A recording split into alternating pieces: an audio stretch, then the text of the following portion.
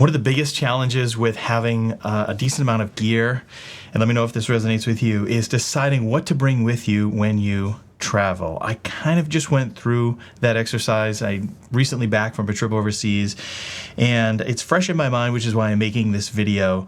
And there's a couple things that I want to talk about, stuff that I brought that I didn't use, stuff that I didn't bring that I wish I brought that I would have used. So the debate before I left was how small was I going to make my kit? And ultimately what I decided to do was bring two cameras with me. I have the Leica Q2 and the A7R5, and the lens that I chose was a 24-70 GM Mark II.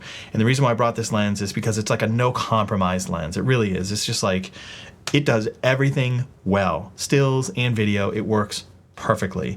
Now, this was a family vacation, so I thought I was going to use this a lot more than I actually did. And in fact, what I found was this actually slowed me down quite a bit when I did have it out, because it's, for me anyways, I'm just not, I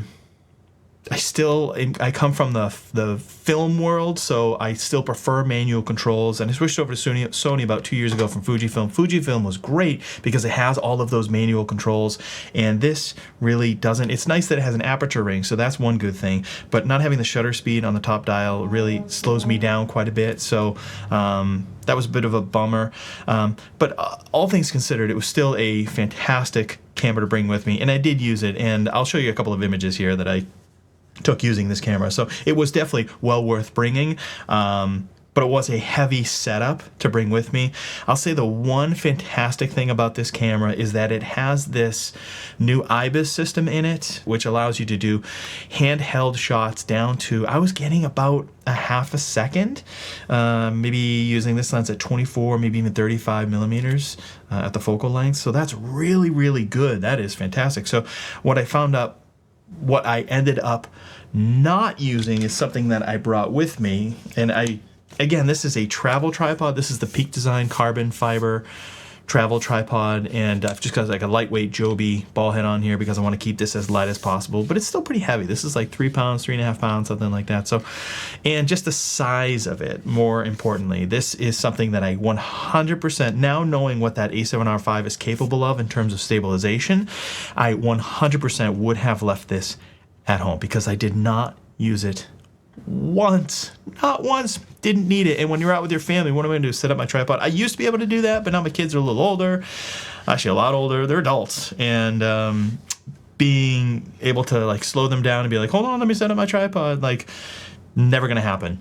Not in a million years. The camera that I used the most, actually the two cameras that I used the most, was this one right here, which is the Leica Q2. This is a go anywhere, perfect travel camera. It is amazing. Even the 28 millimeter focal lengths, there are instances where I wish it was just a tad bit wider, maybe 24 or 20, but the 28 for most situations is ample. And the nice thing is, since it has this 47 megapixel sensor, you can crop in if you want to get a little bit of a tighter shot, and there's plenty of resolution here in order to do that, especially for things like social media or anything that I'm doing with this stuff. So this ultimately ended up being the camera that I used the most because it's so light, easy to travel with, and it's just fun to use. And plus it has again, all these manual controls. I control the aperture here, control the shutter speed up here, and the ISO I have set to this custom button. So for me, being able to use this quickly and get the results that I wanted was awesome.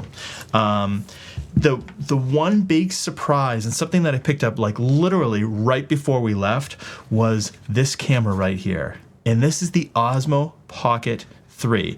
Now, everyone is hyping up this camera as like, you know, the best camera that has ever existed.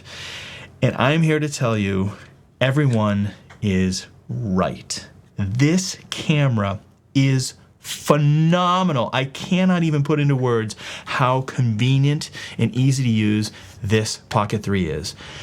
What's more impressive is not only is it easy to use, but when I just looked at the footage last night when we came back on my computer, the footage that you get out of this tiny little thing is incredible. There is no way I would have gotten that footage that I got out of this Pocket 3 using my certainly not my Q2, but the A7R5. The stabilization just would not have compared to what you get in this with an actual built-in gimbal. In the footage, I'm telling you, with the 4K 60p or the 4K 30p I shot, I kind of split between the two.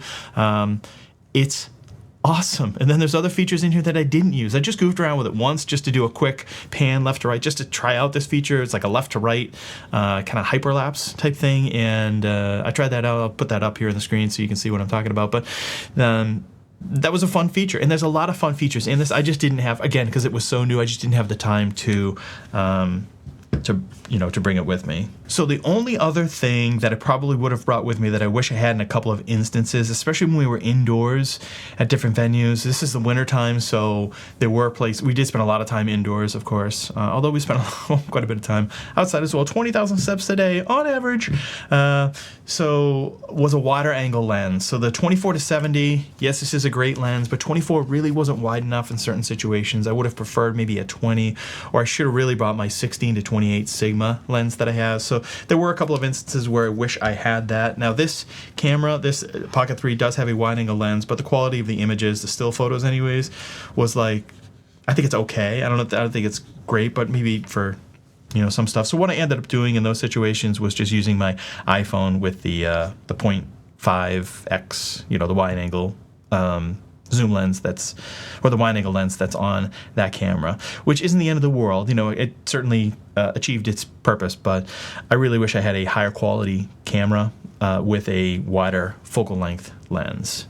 So maybe in the next trip, instead of this 24-70, I would say, just given the size and weight of this 24-70, the mistake I made was probably not bringing, I have the 20-70 f4 zoom lens, and I probably should have brought that lens instead. In retrospect, I probably would have brought that lens because the f4 really isn't a big deal. All things considered, I do think if you're traveling, you do need to bring, this is great for just everyday use, but I think you still need to bring another camera if you want different perspectives. So that's why a zoom lens I think is very helpful. To bring the Q2 along with the A7R5 with another prime lens probably wouldn't make a whole lot of sense. I think the zoom lens is much more versatile. That 20-70 is probably the better solution for this trip as opposed to the 24-70 GM Mark II. So anyways, those are my thoughts. If you are considering the Pocket 3 and you're kind of on the fence, get off the fence and go get one. It is incredible. I'm using this way more. I didn't even bring my Action 4, my DJI Action 4. I just left that at home because I was like, you know what? I'm going to take a shot, take a chance here, see how this performs. And it performed beautifully. And even in rainy weather, it rained the entire time. We were over in London. It rained the entire time, literally every day. So this did get wet. And when I say wet, it wasn't like a downpour or anything. But it was like mist, a little bit of light rain. And this performed fine. There were no issues whatsoever. So I would not worry about getting this wet and just a little bit wet, not soaked. So anyways, those are my thoughts. Let me know down in the comments what your perfect travel setup is and if there's something that I missed or you would have configured this a little bit differently. I always love hearing what other people have to say about their travel setups because I always learn from others in the comments. Not necessarily on my videos, although certainly I do that, but in other videos as well. That's all I have for today. Hope you enjoyed this video. If you did, make sure that you like, subscribe, do all that stuff. And we will see you in the next one.